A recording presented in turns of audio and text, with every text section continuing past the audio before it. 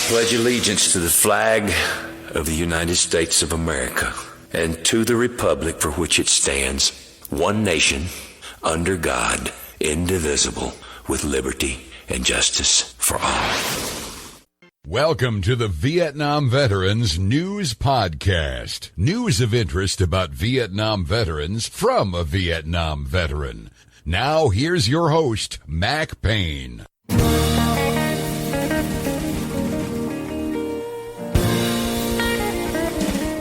This is Mac Payne here with episode 1783 of the Vietnam Veteran News Podcast. News about the Vietnam War and the brave veterans who served there, as told to you by yours truly, a Vietnam veteran. In this episode, again, I'm going to talk about the Blue Water Navy Vietnam veterans and all the problems they are having trying to get equity in Agent Orange benefits. It's a long and sorry story that needs to be told. Before I do that, I want to remind every Vietnam veteran out there, I'm going to give away one legacy staff from Brazos Walking Sticks out in Waco, Texas, to one Vietnam veteran who served in the Army, Navy, Air Force, and the Marines in Vietnam. That means I'm giving away 4 legacy staffs. If you'd like to get one of these tremendous works of art, I call it a work of art because that's exactly what it is. They put your name on there and anything else you want to put on there, your branch, rank of service time in Vietnam, and also your favorite service medallion. To become eligible to receive one of these staffs, all you've got to do is send me your information in an email. Send it to macpayne, MACKPAYNE, @gmail.com. Tell me your name so I know who to send it to, your branch of service, when you were in Vietnam. Anything else you want to tell me about your service over there is fine. But on Saturday, July the 4th, I'm going to put all the names I receive in a hat. I've got 2 beautiful young ladies who are going to draw names out of the hat, and we're going to select a Vietnam veteran from each of the 4 services who were over there. We'll take care of the Coast Guard later, so don't worry about it. Those 4 lucky individuals are going to receive one of these legacy staffs at no cost. I have one of those staffs, and I'll tell you right now, it is an impressive piece of art. Even if you don't need a walking cane or staff, they're classy anyway. When I say receive one free, that's right. You have your choice of colors, wood type, and several other things. You can say what you want on it, your name and whatever. Once you get one of these sticks, you will cherish it because it honors your service in Vietnam. Please take advantage of this opportunity to receive one of these tremendous staffs at no cost. They cost well over $100 if you're going to buy one. Once you see one in person, you'll understand why. Remember, to become eligible to receive a staff, all you've got to do is send me an email to macpayne@gmail.com. Tell me your name, your branch of service, the time you were in Vietnam, and you can tell me what you did over there. That's always interesting. And that's it.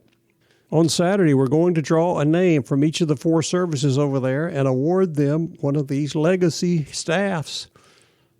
You will love it. Now let's move on to the trials and tribulations of the Blue Water Navy Vietnam veterans. I'm very familiar with them because a few years ago I was asked to speak on their behalf. Once I discovered the situation, I said, of course I'll do it. I went across the country from Belgrade, Florida to Colorado Springs, Colorado. Going anywhere there was a group of people I could speak to, telling them about the situation with the Blue Water Navy Vietnam veterans and encouraging them to contact their Congress people to pass the legislation that would give them the support that the VA seemed to be reluctant to grant to them. Finally, after all those years, Congress came through and passed the Blue Water Navy Vietnam Veterans Act about a year ago. Everybody was celebrating and thinking, finally, we've done it. It's going to be wonderful. The Blue Water Navy Vietnam veterans are going to be taken care of. But wait a minute, not so fast. You have to remember the VA is a bureaucracy. In the latest issue of the VVA Web Weekly, they talked about the situation with this group of Vietnam veterans, and it's not all that great of a story. It's sort of great. It does have some good points to it, but it could be better.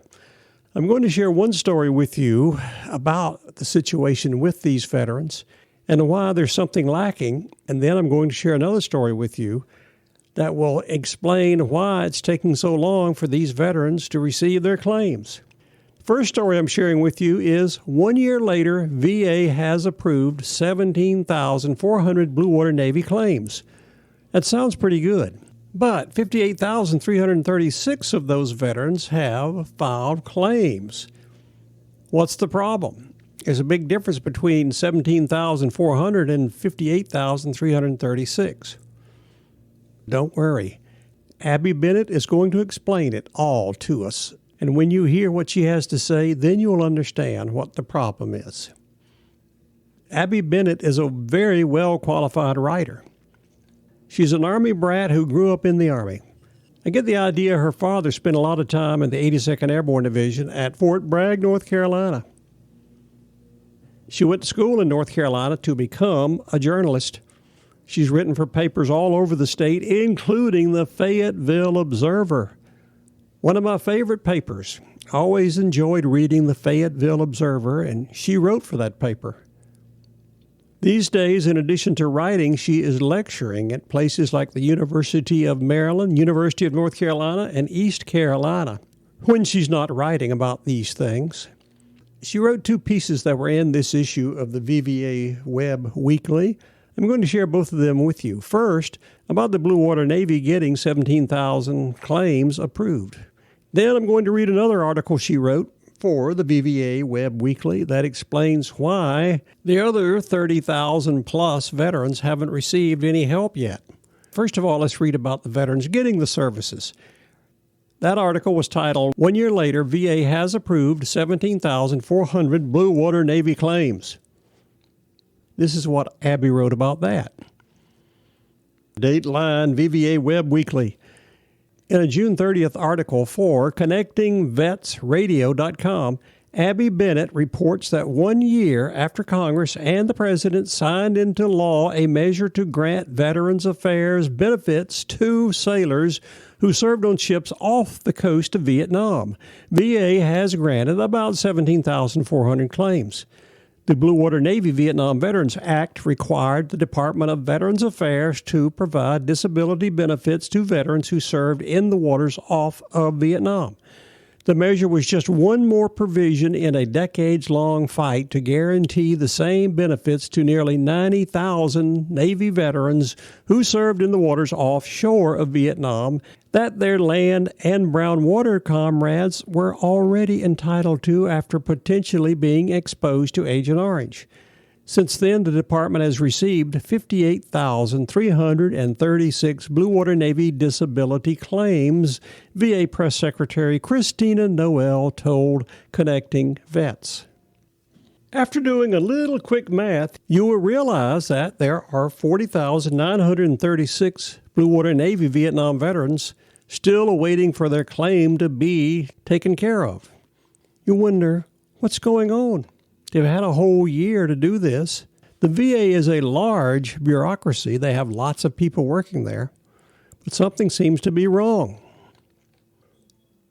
Abby has another story in this issue of the VVA Web Weekly that explains it. Makes you realize all those people who are advocating free medical care for everyone, it might not be a good idea. Let's see what Abby has to say about this situation and why 40,936 Blue Water Navy veterans are still waiting for their benefits claims to be granted. Her next story that provides a little bit of explanation is titled, VA paid $23.8 million in overtime to process backlogged claims. Staff weren't working on claims for half of it. That'll get your blood pressure rising. Let's see what Abby has to say about that. Dateline VVA Web Weekly. For years, the Department of Veterans Affairs signed off on millions of dollars in staff overtime to tackle a backlog of community care claims. But a watchdog investigation found staff weren't working on those claims half the time. Congress and the presidency have continued to expand veterans' ability to seek care in their communities, paid for by VA for years. And over those years, the backlog of claims has piled up. Backlogged community care claims increased from more than 250,000 in 2016 to 988,000 in 2018. In 2019, the backlog reached more than 1.3 million. While staff increased the number of claims they processed each year, the total claims filed continued to grow while veterans, lawmakers, and advocates put increasing pressure on the department to bring the backlog down and prevent veterans from being charged for their care or, in some cases, denied care. Even though the backlog continued to grow, VA added only about 10 claims processors in 2017 and 2018, or VA called on contracted support staff to help. Leaders in the VA Office of Community Care encouraged employees for years to use overtime to make up for a lack of staff and mounting claims, according to a new report from the VA Office of the Inspector General. But leaders didn't establish a policy for use of overtime or required staff to exclusively use overtime for claims processing. In 2017 and 2018, supervisors approved more than 677,000 overtime hours, totaling $23.8 million US. But in an audit of the claims system, investigators found that $11.6 million of that overtime was not spent on processing the backlog of community care claims. Leaders did not effectively ensure their staff used overtime primarily to process claims, the report read. There was no evidence of claims processing production or activity in the claims systems for almost half of the total overtime paid. Investigators took a sample of 45 employees and found that 16 of them received more than $10,000 in overtime for hours when they did not process a single claim or complete any other claims-related work.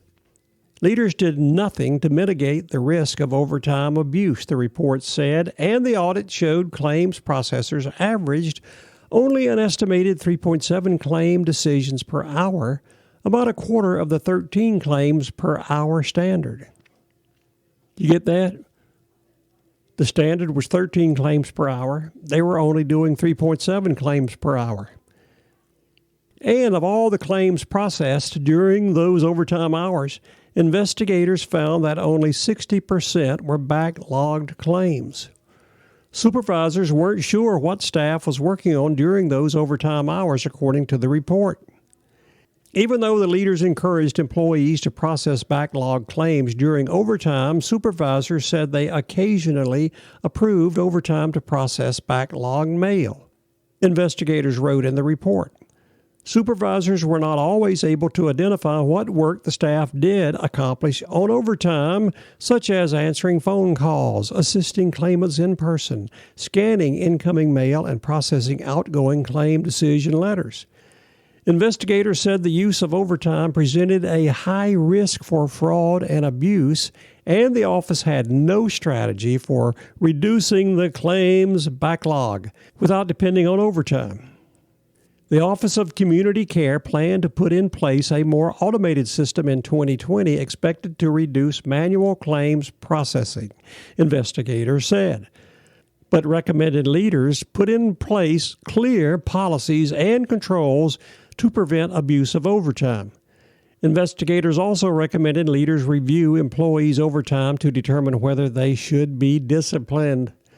VA leaders, including Veterans Health Administration Executive in Charge Dr. Richard Stone, agreed with investigators' recommendations and provided a plan to address them, saying they recognize the impact that misuse of overtime could have on veterans and providers, and said they were reviewing a list of employees for disciplinary action and establishing a system to monitor overtime.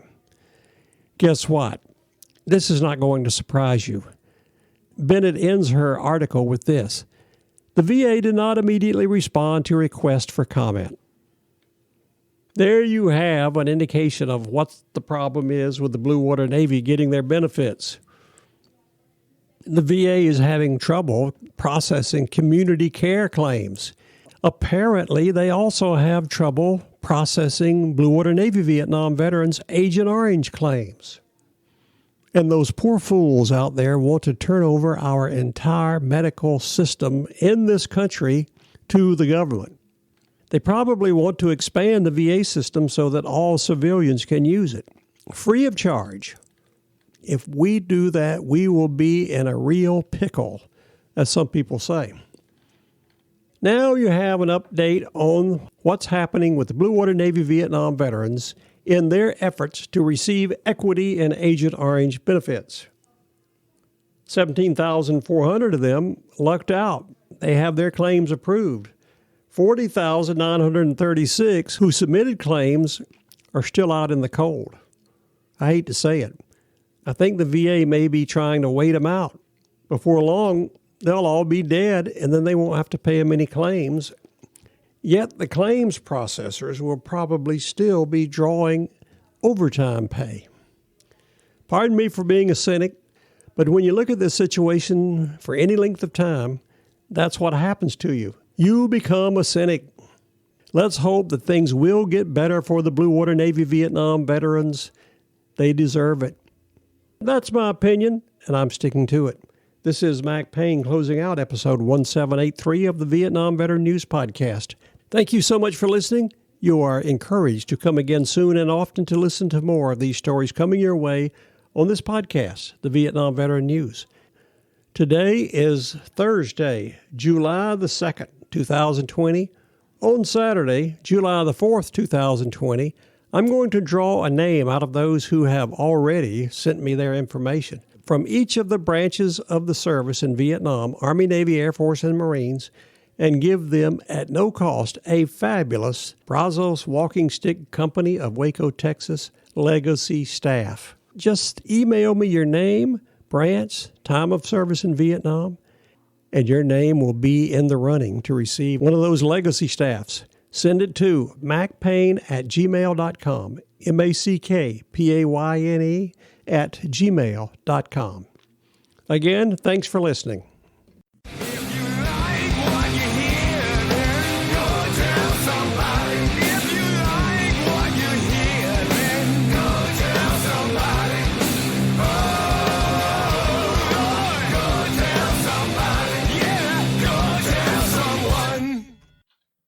How about that? Ain't that a mess?